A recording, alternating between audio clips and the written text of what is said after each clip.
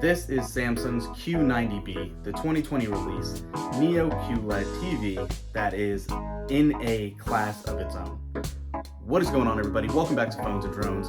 For those of you that follow the channel know we just did our unboxing and really a raw video to show you the unboxing experience, what you get, and how the TV setup works, as well as a first look at the picture quality. Now, that we've had it a couple days, all I can say about this TV is, wow. If you guys are in the market for a new higher end premium TV, and these aren't out of your price range, you have got to look at Samsung's latest 2022 offerings. Now, before I even get into this whole spiel, I do just want to let you know, this video is in no way, shape, or form sponsored by Samsung, but I will throw up affiliate links at the bottom for you guys to purchase these. That helps out the channel personally. Now, beyond all that, this TV has one of probably the best vivid picture qualities that I've ever seen. Like I said, again, if you didn't follow the other videos, we actually just purchased the Sony A80J. That is obviously an OLED panel rather than a mini LED one like the Neo QLEDs are. I see why so many people are still drawn to these new mini LED TVs. You're getting such a better peak brightness, and if you're into that sort of image quality, this is untouchable right now. The Sony OLED looks amazing, right? Like, you can't beat the true rich blacks that an OLED will provide. But what they've done here to kind of bridge that gap is amazing. There is such a unique color profile on this TV right out of the box that even if you are not very well versed in calibrating TVs, I don't think you really need to. I have seen very minimal bleeding or kind of pixel lighting in the corners and edges of light images, blooming if you will have it, if you want to say it that way. The TV has been a pleasure right out of the box to use. Having said that, obviously you get what you pay for, right? We know this is a higher end TV and that has a price point to match. The 55-inch that we got started at $1,700. There is a 50-inch that we've talked about before as well on the lower side, the smaller end, all the way up to an 85. So they have one that suits every need, but the budget is what's really going to dictate and lead you in regards to which ones you want to pick up. The new operating system on this, the updated user interface here, really looks amazing. Everything's been so smooth.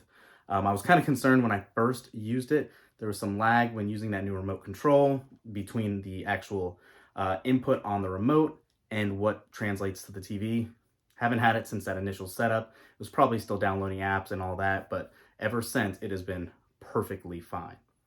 Now, if you are into gaming and all that, you do have that new 120 hertz panel on here that I believe can actually go up to 144 hertz. Don't quote me on that, but I believe that was in Samsung specs as well.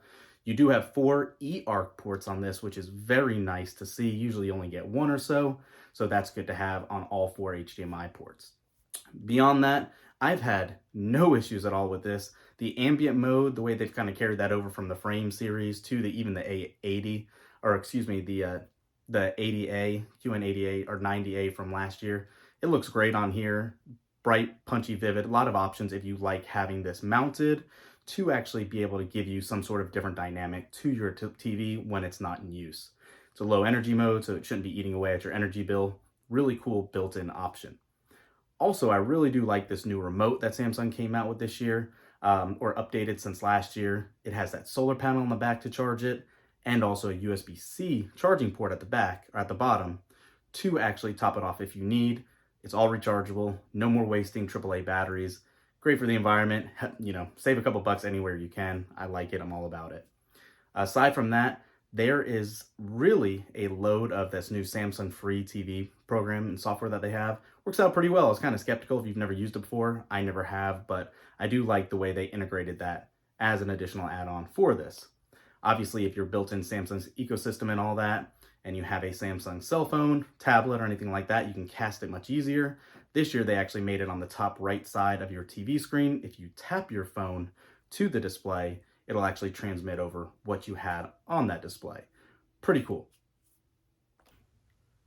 So as you can see here, it will mimic exactly what's on your phone screen, and it is pretty responsive between swipes.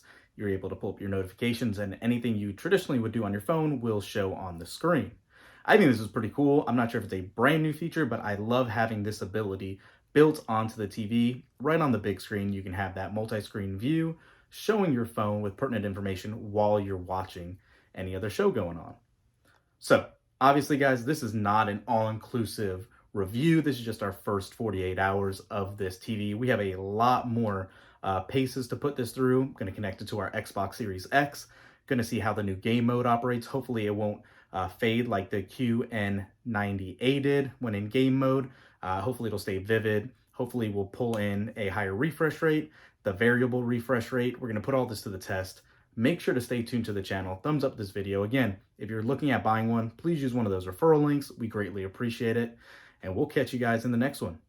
Peace.